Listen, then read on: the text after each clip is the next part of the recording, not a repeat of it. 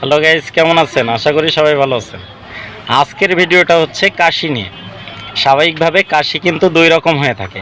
একটা হচ্ছে দেখবেন কোনো কোনো কাশি দিনের বেলা হয়, আবার রাতে কমে যায়। আর কোনো কোনো কাশি দেখবেন রাতে হয়, আবার দিনের বেলা কমে যায়।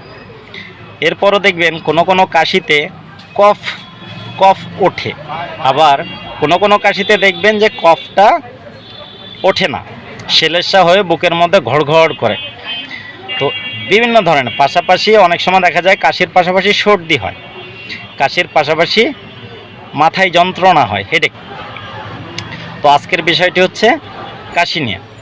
যারা দীর্ঘদিন কাশির সমস্যায় ভুগছেন, আগে তাকে বুঝতে হবে যে আসলে এটা কোন টাইপের কাশি বা কী ধরনের কাশি। স্বাভাবিকভাবে আপনার যদি রাতে কাশি হয় তাহলে এক ধরনের সিরাপ কিন্তু আপনার জন্য ভালো কাজ করবে। আর যদি আপনার কাশিটি দিনে হয় তাহলে দিনের জন্য একটু অন্য টাইপের সিরাপটি বেশি ভালো কাজ করবে। তার মানে এই নয় যে রাতের কাশি হলে দিনেরটা কাজ করবে না, দিনেরটা হলে রাতে কাজ করবে না, এটা নয়। দিনের কাশির জন্য আলাদা মেডিসিনটা সিলেক্ট করলে বা কাশির সিরাপটি সিলেক্ট করলে ওটাতে একটু বেশি কার্যকর হয় বা কার্যকরী হওয়ার সম্ভাবনাটা অনেক বেশি থাকে। আজকের ভিডিওটি হচ্ছে দিনের কাশির জন্য। রাতের কাশির জন্য কিন্তু অধিকাংশ সিরাপই যেটা আমরা জেনে থাকি, আজকে স্পেশালি দেখাবো দিনের কাশির জন্য। দিনের কাশির জন্য পাশাপাশি এটা কি করবে, এই সিরাপটি দেখানোর পূর্বে বলে রাখি, আগে নামটা দেখিয়ে নিই। ডে কপ, DAY, ডে কপ, COF, ডে কপ সিরাপ। ডে কপ সিরাপ এটা কিন্তু আপনার দিনের কাশির পাশাপাশি যাদের হচ্ছে কফটা জমে আছে, দিনের কাশিতে কাজ করবে। গলা চুলকায় কাশি হয়, বুকের মধ্যে কফ জমে থাকে, বা কাশি দিলে ঘড়ঘড় ঘড়ঘড় একটা শব্দ হয়, পাশাপাশি সেলেসা জমাট বেঁধে থাকে, তাদের জন্য হচ্ছে এই ডে কফ সিরাপটি। এই ডে কফ সিরাপটি আপনাকে কিন্তু একটু সেবনবিধিটা মেনে চলতে হবে। এই সেবনবিধিটা যে কোনো কাশির সিরাপের ক্ষেত্রেই কিন্তু কিছু কিছু সেবনবিধি থাকে, যে কোনো ঔষধের ক্ষেত্রে। এই সেবনবিধিটা মানলে তাহলে কিন্তু আপনার কার্যকরী হওয়ার সম্ভাবনাটা আরও অনেক গুণে বৃদ্ধি পায়। তো এই ডে কফ সিরাপটা কীভাবে খাবেন? ডে কফ সিরাপটা স্বাভাবিকভাবে প্রাপ্তবয়স্কদের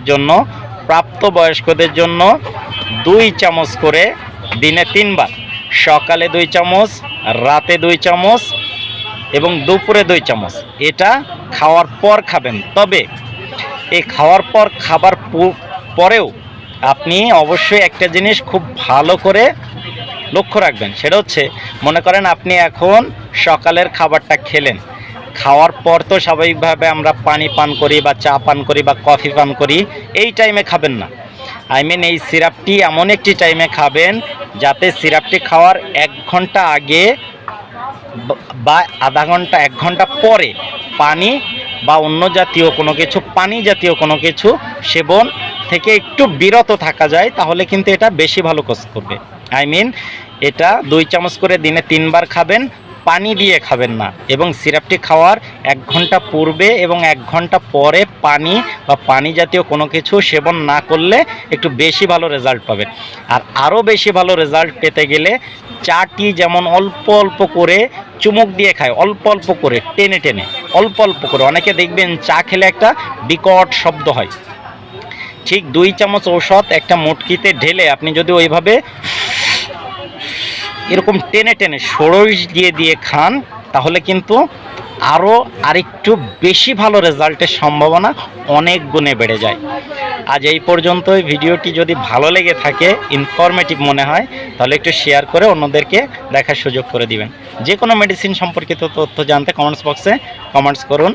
পাশাপাশি ভিডিওটি সম্পর্কে মতামত জানাতে কমেন্ট করতে পারেন। আর এরকম অসংখ্য তথ্য পেতে আমার ফেসবুক পেজ এবং আমার ইউটিউব চ্যানেল অবসরে ঘুরে আসার আমন্ত্রণ রইল। সবাই ভালো থাকবেন, সুস্থ থাকবেন। ধন্যবাদ সবাইকে।